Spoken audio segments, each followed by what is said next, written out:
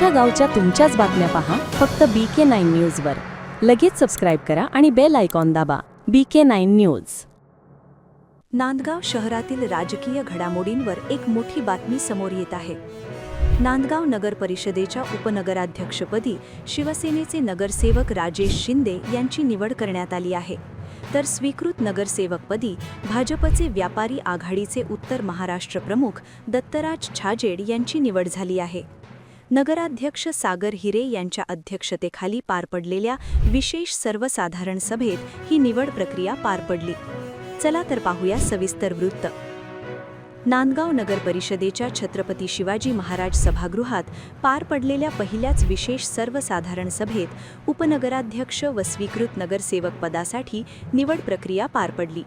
या सभेत शिवसेनेचे प्रभाग क्रमांक 3 चे नगरसेवक राजेश शिंदे यांचा उपनगराध्यक्षपदासाठी एकमेव अर्ज दाखल झाला होता.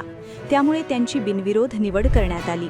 तर स्वीकृत नगरसेवकपदी भाजपचे व्यापारी आघाडीचे उत्तर महाराष्ट्र प्रमुख दत्तराज छाजेड यांचा एकमेव अर्ज दाखल झाल्याने त्यांचीही बिनविरोध निवड करण्यात आली. सभेला एकूण 20 पैकी 19 नगरसेवक उपस्थित होते.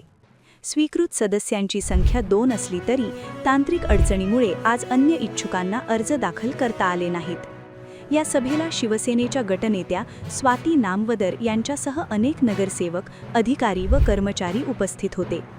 सहाय्यक प्रकल्प अधिकारी आनंद महिरे यांनी प्रास्ताविक सादर केले. नांदगाव नगर परिषदेतील नव्या सत्ता समीकरणाकडे आता सर्वांचे लक्ष लागले आहे.